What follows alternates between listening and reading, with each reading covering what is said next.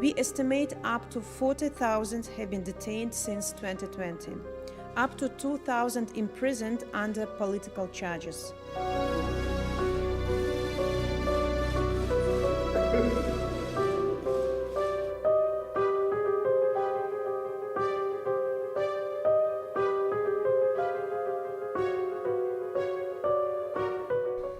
It's a pity to admit, but yes, the fate of Ukraine and fate of Belarus are deeply interconnected.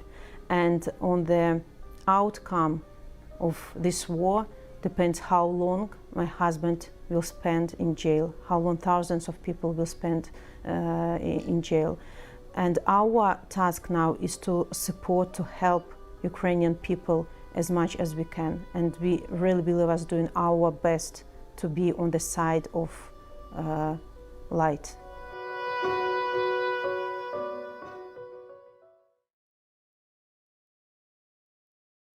Hello, and welcome to Washington Post Live. My name is Missy Ryan, national security reporter with the Washington Post. We continue to hear from actors in the region around Ukraine. Today, our guest is Svetlana Tikhanovskaya, leader of the democratic opposition of Belarus. Svetlana, welcome to Washington Post Live. Hello, everyone. Thank you for the invitation. Well, let's get right to it. We have a lot to cover today. You were present, Svetlana, at the speech that President Biden gave in Warsaw over the weekend, where he laid out a call for a prolonged struggle against the forces of autocracy globally and called for a hard line against President Vladimir Putin of Russia. Tell us what this moment means for you and for the people of Belarus. So first of all, I have to say that Belarusian people are against this war in Ukraine, because Ukrainians are our brothers and sisters, and we have never in our history opposed Ukraine. And what's going now in this wonderful country is horror. And Lukashenko's regime dragged our country to this war and made our country enemy to Ukraine. And of course, it's awful. And I'm sure that Ukraine will prevail with the help of democratic world. And I also agree with President Biden that it's not the war between Ukraine and Russia. It's the war between free world and dictatorship. And I really don't want our country to lose this connection with Ukraine as a free country. And we already see our people as a part of Europe. And for sure, this war decreased support of Kremlin, of Russia in the eyes of Belarusian people. It's awful what's going on. Nobody in Belarus believed that it could happen, because we all thought rationally, and nobody needs this war except Russian world.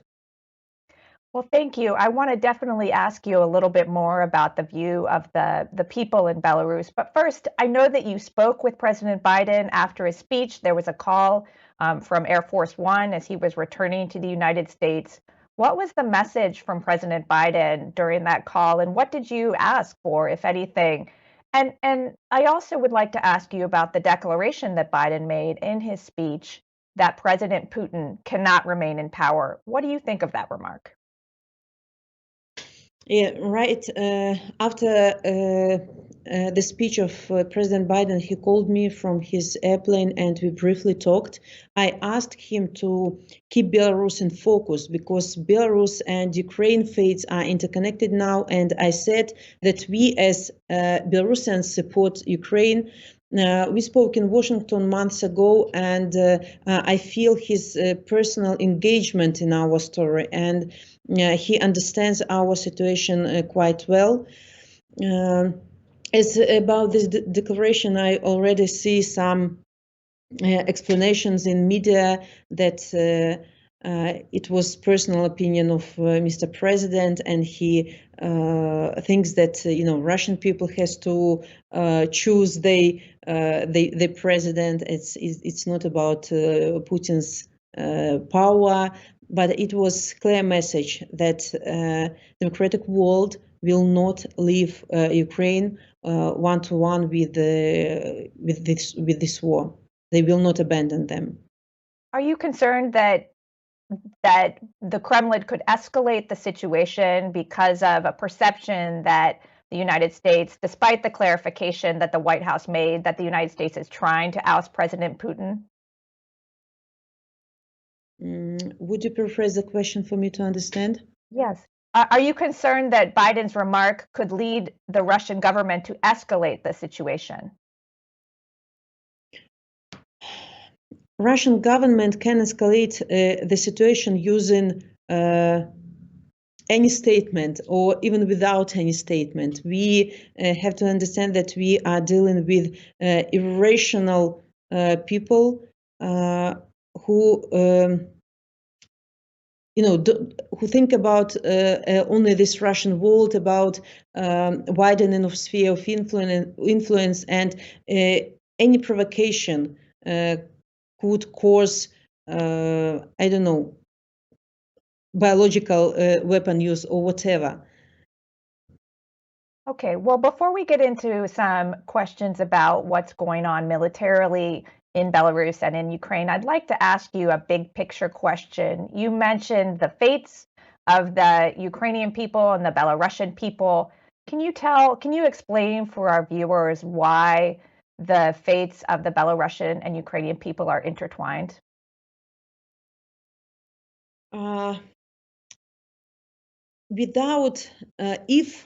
I don't want even to think about this, but in case Ukraine fails in this war, there will be no opportunity for Belarusians to get rid of Lukashenko. Of course, there will be a partisan fight. We will continue, to fight undergroundly in Belarus, but Lukashenko will feel much stronger if Russia prevails, and we understand that it will be region of instability, region of constant threat to European countries. But when Ukraine wins, it will be a huge opportunity for Belarusians for the next wave of uprising, and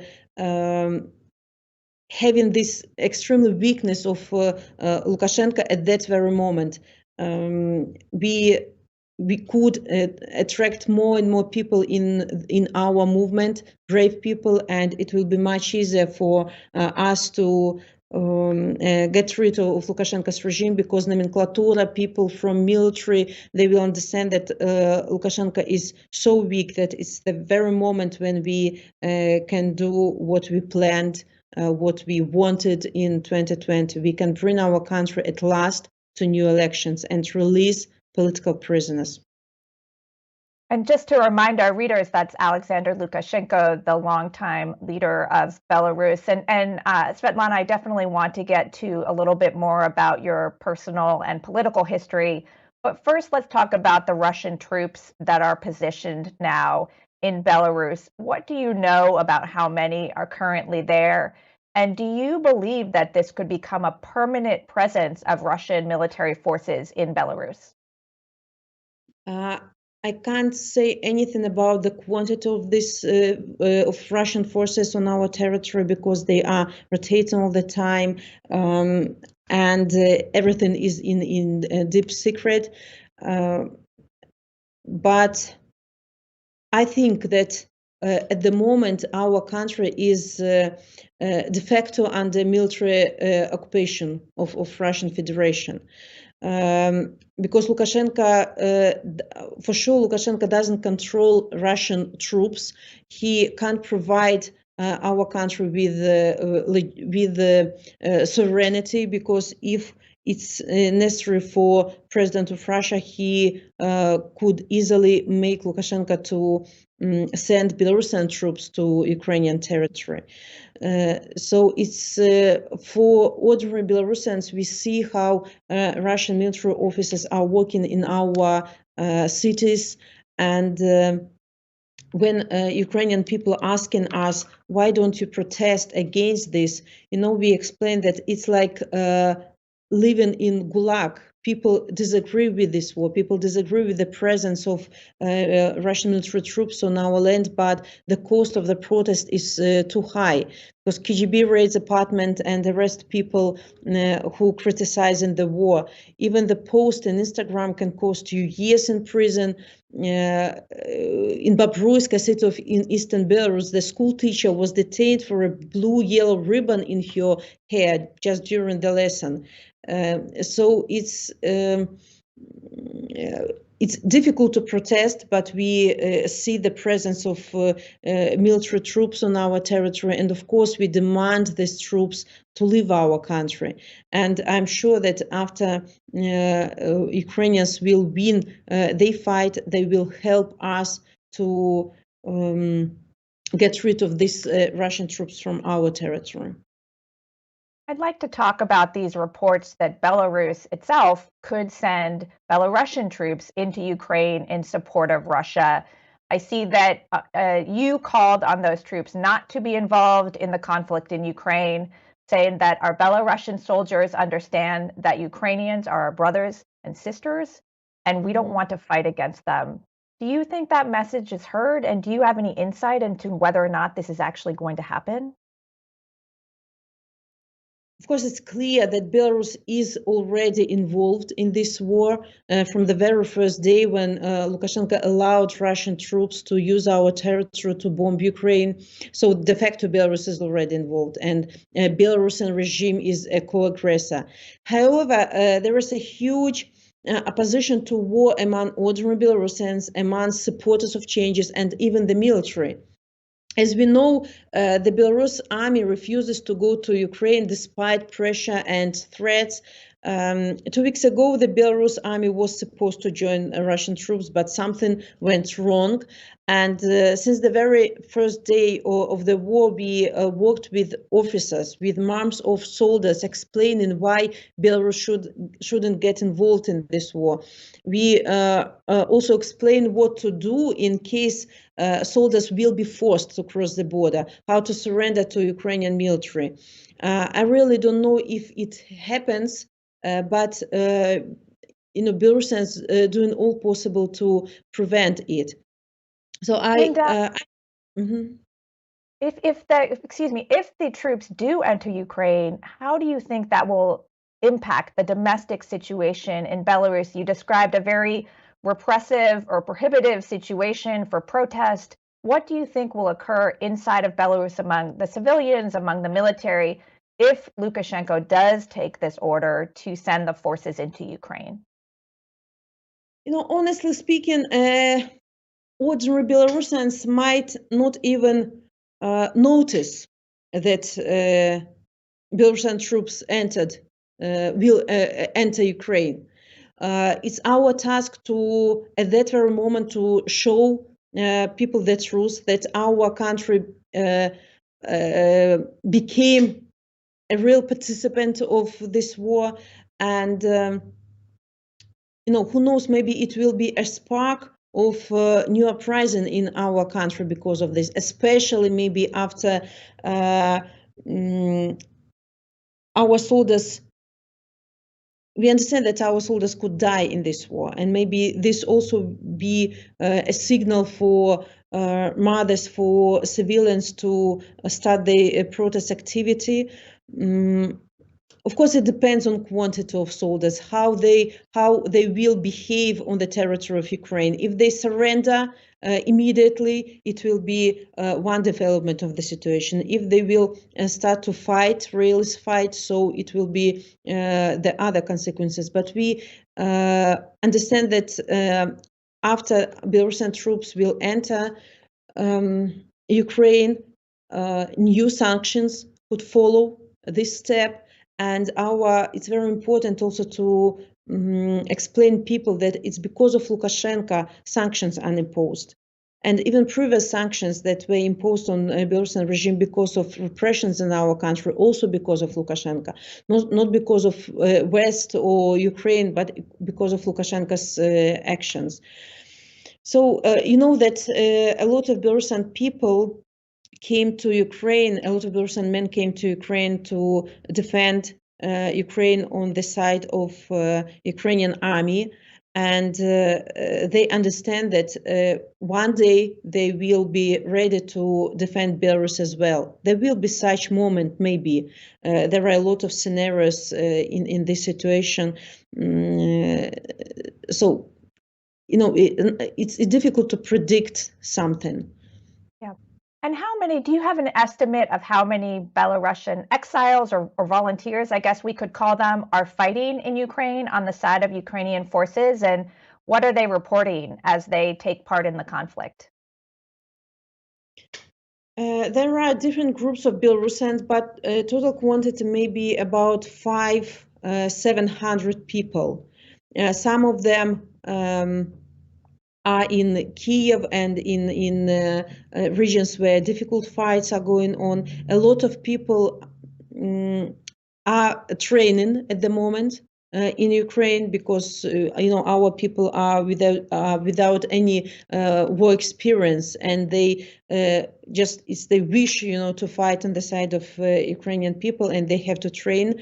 So more and more volunteers want to join army. But I have to say that ordinary Belarusians who once fled Belarus because of repressions stay in Ukraine and help in other different ways, like with medics. They widespread food, clothes. They help Ukrainian people in difficult situations. So everybody helps differently, and those people who fled for Poland, for example, they are helping to Ukrainian refugees in Poland. Our funds, like medic funds or sport funds, collecting fundraising to help Ukrainians as well. So we are doing everything possible to help Ukrainians in this difficult moment. Our media are working for for Ukraine as well at the moment. We built a lot of organizations and initiatives during last year and a half for our fight, and now all of them reoriented the activity to help Ukraine, because we are sure that when time comes, Ukrainians will help us.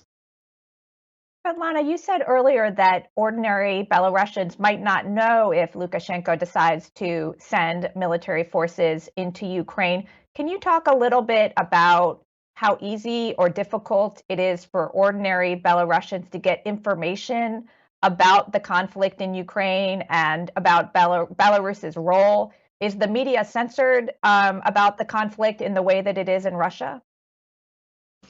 So first of all, after Belarusian uprising in 2020, almost all the alternative media in Belarus have been destroyed. But our media relocated and started to work again from exile. And we use like normal media, like newspapers or YouTube broadcasting, but also different social networks like Telegram channels, Instagram, and all this stuff, you know, to reach as much people as possible in Belarus. What Belarusian regime did with our media, they declared all alternative media as extremists. And if people in Belarus are reading or watching so-called extremist media, they can be put in jail. But despite of this, people, for this year and a half, people found ways how to watch free media without consequences. They using VPN, they deleting history of watching, and they know how to get information. I have to say that in comparison with Russian Federation, our people know much more how to get information in our country. Even for those people who live maybe in villages, who don't have access to internet and watch only propaganda TV, we are using old methods like self-made newspapers or leaflets about real situation in Ukraine, just to for every Belarusian could reach real situation. But of course, propaganda works very hard in Belarus, have to say. They retranslate Russian narrative that Ukrainians are bombing themselves, and some people really believe in this. And our task to open the eyes for all Belarusians. And I think that we are doing rather well, but we have on constant ground to fight with the state propaganda. I'd like to ask you about the recent constitutional referendum in Belarus on the country's nuclear status. Can you just explain for our viewers what that did and what do you believe the implications are for Eastern Europe and for Belarus? So as Lukashenko lost election in 2020, this referendum or this constitution cannot be considered as illegitimate, and people don't accept this. But we see the path how Lukashenko see development of situation in Belarus. From this so-called new constitution paragraph about neutral and non-nuclear status of our country was deleted. So it means while Lukashenko is continuing to be collaborant of Russian Federation at the moment, Lukashenko can deploy nuclear weapon on our territory. And of course, it means a threat not only to Ukraine, but also to the whole region, to whole Europe. And it should be stopped, because nuclear weapon in hands of dictators, it's something awful, and dictators are unpredictable, and who knows what will be the consequences of these decisions. Of course, we understand that dictators threats a lot to destabilize the situation, to demoralize people. But as I said, not many people in Belarus and in Europe believed that the war could start, but it started. So usage of nuclear weapon also can be reality one day. But look, I still believe in rationality of dictators anyway, because it will be consequences not only for Europe but for Russia as well. It's a really frightening prospect. Svetlana, I'd like to ask you about the new sanctions that the EU and the United States have announced on Belarusian banks, businesses, and officials. Do you believe they go far enough? And how are they affecting the lives of everyday Belarusians? So as Lukashenko shares full responsibility for this invasion in Ukraine, we are lobbying for tougher sanctions against Lukashenko's regime. We are sure we have been explaining this since the beginning of our revolution, that only economic pressure could make dictators change their decisions. But of course, now the situation went too far, and we think that all the sanctions imposed on Russian Federation should be duplicated on Belarusian regime as well, because Belarus can be used as a huge loophole for Russia, and we already know cases when our Belarusian enterprises that are not sanctioned were used by Russian Federation to trade with steel, for example. Of course, sanctions influence level of life of Belarusian people. Belarusian people already see the lack of euros and dollars in our banks, and sugar and salt start to disappear from the shelves of our shops. But I have to say that Belarusians want changes in our country so much that I get every day hundreds of messages that we are ready to suffer a little bit because of lack of sugar or some products, but we want freedom in our country so much that we are ready for this. Just a couple of final questions I hope to squeeze in before we have to go. Svetlana, can you tell us, how is your husband, and how often are you able to contact him, if at all? My husband is already almost 2 years in jail, and more than 1 year he's in solitary cell. It's like a kind of punishment for people. Here we have to understand that political prisoners are treated much worse in Belarusian jails as ordinary criminals. A lot of people are deprived of normal food, of normal conditions for life. They're deprived of hygienic supplies, of pillows, of blankets. They are humiliated physically and morally every day. They are beaten. They're being tortured behind the bars, and it's almost impossible to communicate with political prisoners. The only way is through lawyer that visits my husband, for example, once a week, and we can send small messages to each other, and that's it. You can't communicate through mobile or via different messengers. No, they are alone. They are deprived of information. They know about the war in Ukraine, but they don't know peculiarities because lawyers are forbidden to tell a lot about the situation. And of course, people in prison believe in us, believe in democratic countries, that very soon we will be able to release all of them. And at the moment, it's up to 2,000 people, political prisoners behind the bars. And of course, they're suffering a lot. They sacrificed with their freedom to give us opportunity to continue. And we can't betray them. We can't abandon them. And all our steps are, first of all, to release our people, to give them opportunity to meet their children as soon as possible. Just very, very quickly, a final question. Where do you see yourself in the political future of Belarus, especially given the changing conditions with Ukraine and NATO and Eastern Europe?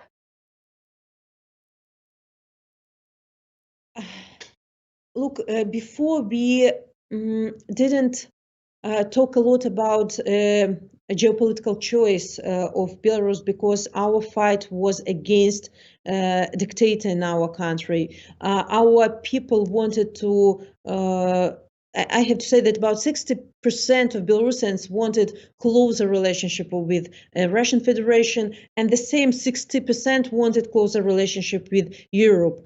Our people have never had a chance to choose anything. Nobody never asked our people where you want to go. But now the situation with war changed a lot in minds of Belarusian people. And our young men who try to avoid possible mobilization, they don't flee to Russia. They flee to Europe, because now Russia is war and Europe is safety. And maybe, of course, it will influence future choice of Belarusians, but we have to ask them, first of all. No one person has right to choose a future of Belarus instead of Belarusians. And but I see my country as a free, democratic European country. I'm sure that Belarusians will be ready to make their choice when it will be time. Unfortunately, we are out of time, and we're going to have to leave it there. Svetlana Tikhanovskaya, leader of the Democratic Opposition of Belarus, thank you so much for joining us. Thank you. Stand with Belarus. And thank you for joining us here today at Washington Post Live. You can find out more information about our upcoming programs at WashingtonPostLive.com. I'm Missy Ryan, and thank you again.